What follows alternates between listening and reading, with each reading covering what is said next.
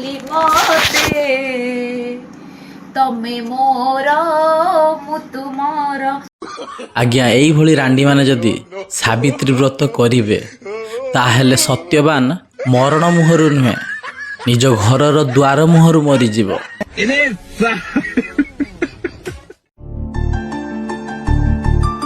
ସିନ୍ଦୁର କହିଯାଏ ଆଜି ମତେ ତୁମେ ମୋର ମୁଁ ତୁମ।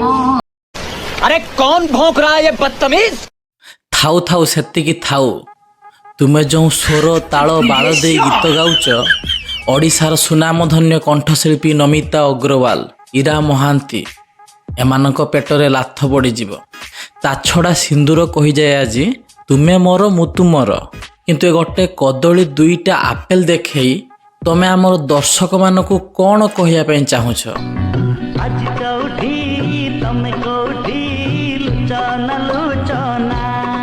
ସିନ୍ଦୁର ଦେଇଛୁ ନିଜର କରିଛୁ। ଆରେ ବଜାରୀ ତୋ ଭଳି ନଷ୍ଟ ଚରିତ୍ର ନାରୀକୁ ସିନ୍ଦୁର ଦେଇ ନିଜର କରିହେବ ନାହିଁ। ତତେ ପୁରା ଲମ୍ବା ପାଉଁଶିଆ ଖଞ୍ଚିନ କଦଳ ଦେଇକି ନିଜର କରିହେବ। ମୁଁ ଅଛି ବୋଲି ଓଡ଼ିଶାରେ ସବୁ ଟୋକ କଣ୍ଟ୍ରୋଲ କରି ରଖିଛି। ଆରେ ସତ ନା କ'ଣ? ତମେ ଅଛ ବୋଲି ଓଡ଼ିଶାର ସବୁ ଟୁକାକୁ ତମେ କଣ୍ଟ୍ରୋଲ କରି ରଖିଛ। କିନ୍ତୁ କେମିତି କଣ୍ଟ୍ରୋଲ କରି ରଖିଛ ସେଇଟା ତ କହିଲନି। ଆଗ ଦେଇ କଣ୍ଟ୍ରୋଲ କରି ରଖିଛ ନା ପଛ ଦେଇ କଣ୍ଟ୍ରୋଲ କରି ରଖିଛ? आइए देखते हैं बैठचंद मजा आएगा। ମୋ ଭଳିଆ ଝିଅ ମାନେ ଭାବ ଯଦି ଓଡ଼ିଶା ଟୋକଙ୍କୁ କଣ୍ଟ୍ରୋଲ କରି ରଖିପାରୁଛି ଆଉ ସେ କେମିତିକା ହେଇଥିବ। ଆରେ କେମିତିକା ହେଇଥିବ କ'ଣ? ତୁମ ପରି ବିଶ୍ୱ ପ୍ରସିଦ୍ଧ ବିଖ୍ୟାତ ରାଣ୍ଡି ନହେଲେ ଏତେଗା ଟୁକାଙ୍କୁ କେମିତି ସମ୍ଭାଳିବ? ये बातें बताई नहीं जाती, नजर लग जाती है। ଆପଣ ଯୋଉ ସମାଜକୁ କ'ଣ ବାର୍ତ୍ତା ଦେବେ ଯେ ବାହା ହବା ପାଇଁ କହିବେ ନା ଅବିବାହିତ ରହିବା ପାଇଁ କହିବେ? ସତ କଥା ହେଲା ମୁଁ ଗୋଟେ ସଂଘର୍ଷ ସଂସ୍କାରୀ ଲେଡି। କ'ଣ କ'ଣ ସଂଘର୍ଷ ସଂସ୍କାରୀ ଲେଡି? ଆରେ ଆମେ ସଂସ୍କାରୀ ଲେଡି ଶୁଣିଛୁ, ସଂସ୍କାରୀ କ'ଣ ଜାଣିଛୁ, କିନ୍ତୁ ସଂଘର୍ଷ ସଂସ୍କାରୀ ଲେଡି ସେଇଟା ପୁଣି କ'ଣ? ମୁଁ ଭାବୁଛି ସଂସ୍କାରୀ ହେବା ପାଇଁ ତୁ ବହୁତ ସଂଘର୍ଷ କରିଛୁ, ସେଥିପାଇଁ ନିଜକୁ କହୁଛୁ ଯେ ମୁଁ ହେଲା ସଂଘର୍ଷ ସଂସ୍କାରୀ ଲେଡି। ତେଣୁ କରିକି ମୁଁ ଯେତିକି ଜାଣିଛି ମୋର ବାହା ହେବାର କୌଣସି ଇଚ୍ଛା ନାହିଁ। ନା ନା ତୁ ଯଦି ବାହା ହେଇଯିବୁ ତାହେଲେ ଅଭଢା ବୟସରେ ସଇ ହୋଇତା କିଏ କରିବ?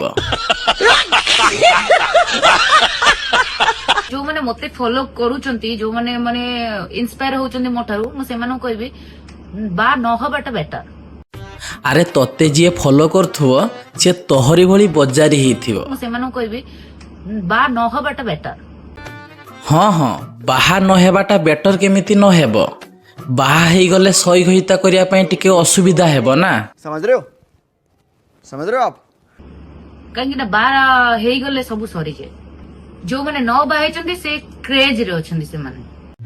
ଆରେ କ୍ରେଜରେ ରହିବନି କେମିତି? ବାହା ହେଇଥିଲେ ନିଜର ଘଇତାକୁ ଦେଇଥାନ୍ତୁ, ଆଉ ବାହା ନହେଲେ ସଇ ଘଇତାକୁ ଦବୁ। गजब बेइज्जती है। ତାପରେ ମୁଁ ତ ଦିନକୁ ଦିନ 16 ବୟସରେ ଫୁଲ ଫୁଟି ଚାଲିଛି ନା ମୁଁ। ହଁ ହଁ ଦିନକୁ ଦିନ 16 ବୟସୀ ଫୁଲ ଫୁଟି ପୁରା ବିଛଣା ହେଇଗଲାଣି। ବड़ा ହରାମୀ हो बेटा।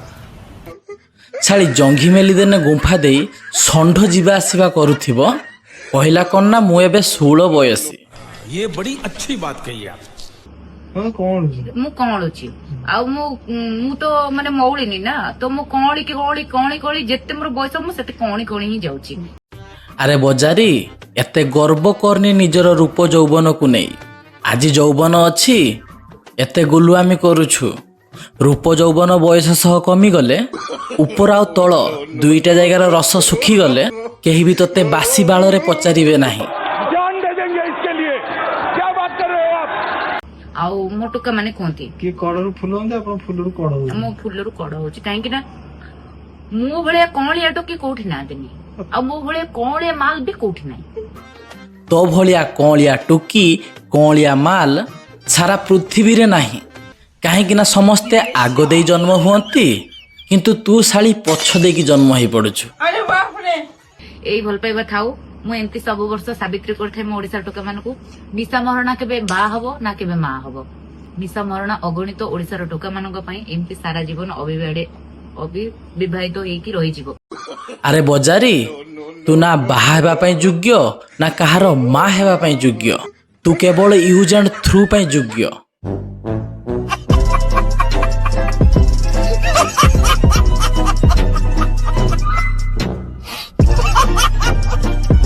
ନା ବାହା ହବ ନା ବାହା ହବ ସମସ୍ତଙ୍କ ପାଇଁ ପୁରା ସାହା ହବ। ସମସ୍ତଙ୍କ ପାଇଁ ସମସ୍ତଙ୍କ ପାଖରେ ସାହା ହେବି। ଆରେ ରିପୋର୍ଟର ଭାଇ, ତୁମେ ଭୁଲ କହିଲ।